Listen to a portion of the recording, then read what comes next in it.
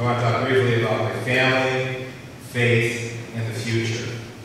I supported my family as a small owner-operator of a service management business. I did disaster restoration work after fires and floods. And some wise guy told Tim that's the best background you could have for going to Lansing right now. But we have a disaster down there. But I ran a small business, I paid the bills, and I watched my family grow up there. My family is very important to me, as you all know. We have to focus on what we're giving our kids. One of the most important things we can give them is a good education. But a good education doesn't necessarily mean we got to spend a lot of money. And I have a plan for cutting the cost of education. I want to talk about faith for 1 minute, because faith to me is the driving factor in the people in northern Michigan. It's not hope, it's not sitting back there and just hoping things will happen. Faith means action. Faith means getting out there, learning about who's right, support those people, and maybe even running yourself. You may be seeing something in the community. Some people mentioned planning issues. Well, maybe you have to get on the planning commission. Maybe you have to run for supervisor. Maybe you should do that. Get involved. That requires faith. Step out of your comfort zone and do that. And my final point in my introduction is about the future. The future, that's what we're making the sacrifices right now.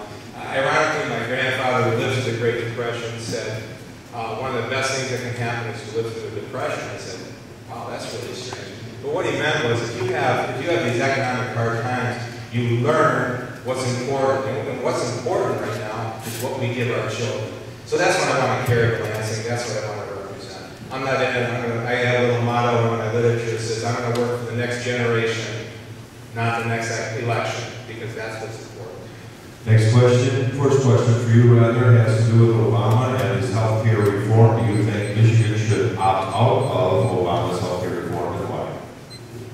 I fully support the Attorney General's case. I think we have to test this, push back.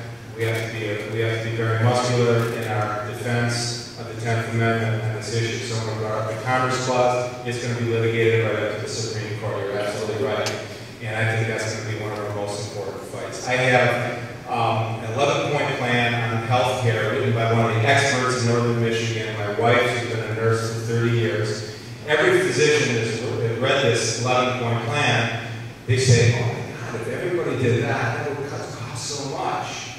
So she knows what happens right in the trenches with health care. I asked her to write these 11 points. She did. You can find it at timboyko.org or timboyko.com. Become a very important point of discussion about this health care. Do you support a fair tax reform for the state of Michigan? Fair tax will definitely move us in the right direction of simplicity and fairness. There's a lot of moving parts in legislation. I think this is the one that's most interesting right now, and I will give it a very serious consideration. Next question has to do with the visionings we've been speaking of this afternoon. Some people feel that it's not actually the public's good. What do you think about vision? Been there, done that, got the scars. My history started, I was not interested in politics. I was interested in growing my business, raising my family. The local planning commission, in their infinite wisdom, decided to start pushing back and creating more and more rules. To the point where this is a direct quote, we can tell you what color toilet paper you can use if we want. Whoa, excuse me. I started going to the meetings, the next thing I asked, well, Boyko, he's all in. Well, why don't you get him on the planning commission, because he wants to push back a little bit. So I did that. I spent a lot of time rolling back the MSU Mark Wyckoff philosophy of, we know what's best. We know what's best for you people down here. Excuse me, this is my investment. I got my entire skins in the game with my property, with my farm, with my business. I know what's best with my property, okay? Because my life depends on it, the inheritance of my children depend on it. Don't mess with that, and you got to push back. It's concerted. It's coming from it came from Portland, and they finally voted it out. They voted it out in Portland because they were taking property left and right. They created growth circles. Listen, I could spend an hour talking to you about that. I'm going to be your biggest champion in Lansing on that issue. How about the Michigan DNRE? How do you think they're doing in managing our resources? Combining operations is always a good move if you have follow-through and if you have accountability. We have to be a department. We have to both protect the environment and make things happen. We need what I call a servant-based regulatory environment like we had in our township with the zoning administrator, somebody would come in and she would say, how can we make this happen for you? And I'll show you how it can be done. Instead of having to guess and go through hoop after hoop and permit after permit, they work with you. And if they do that and they protect our environment at the same time and they cut their costs and right size their department, I'm totally in support of that. Should this be a right to work state?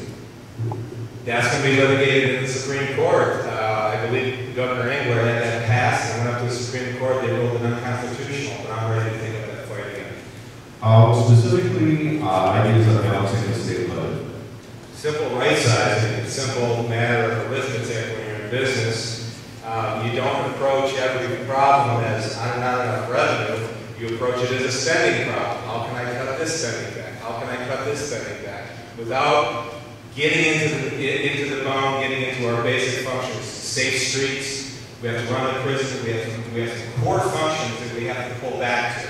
But the simplest way to control the budget and our deficit spending is just by saying we have a spending problem first, not a revenue problem. How specifically would you reduce issues on the budget? Well, simply by creating an environment for business creation, hiring, standing in. Right now we're in cellar. We're cellar dwellers. We have to be in the top 10 to attract the businesses that we're losing. The jobs that we're losing in the last decade have been stunning. You read the numbers, and believe me, I've gone over them. We don't know how we're left standing. We have to create an environment where every sign coming in from every other state is open for business. Create the jobs that we need. They'll keep my children in this state. How about a part-time legislature and or term limits for positions? Okay, simple business equation again. Any time you assign to a job, that job fills that time. So if I told an employee, well, take your time, I wouldn't get really much of a profit or be able to feed my family. So you said, hey, this is a task you have. This is how long you have to do it. Go do it. And I'm going to give you the tools and I'm going to give you the help to make it happen. And that's how I talk to my employees. Same thing in the state. If you give me 6 months, I'll go down there and I'll make sure it's done in 6 months. If you want to pay me this much, fine. The control's in your hands. Yeah, if you want to have people raise their hands, and she'll be coming around with a microphone for any of the questions that you may have for the last of our candidates, mine from the 105th District. Non-governmental organizations receive a lot of funding from the state. Do you think they should be defunded and have too much power? What do you think? It doesn't fall under my criteria of core governmental function. Defunded immediately.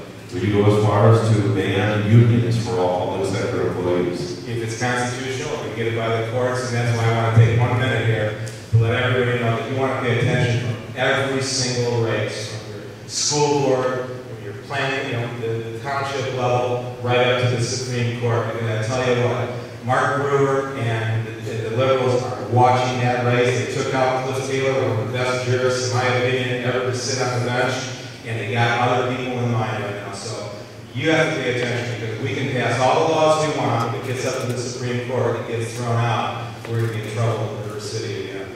Kim? Yes, you mentioned core functions and priorities. Some businesses in some states have attempted this. Would you be elected to be the main advocate to go through the process at the state level to determine the core functions of government and then assign priorities to those and reduce the budget? Absolutely. We need to, one more point about how to cut the budget, we need to look at privatization in a big way too. We've been doing that with road commissions. You have to also look at consolidations, and I have a history of consolidating different functions as a township official too, so good question. Thank you very much for being with us today. Tim.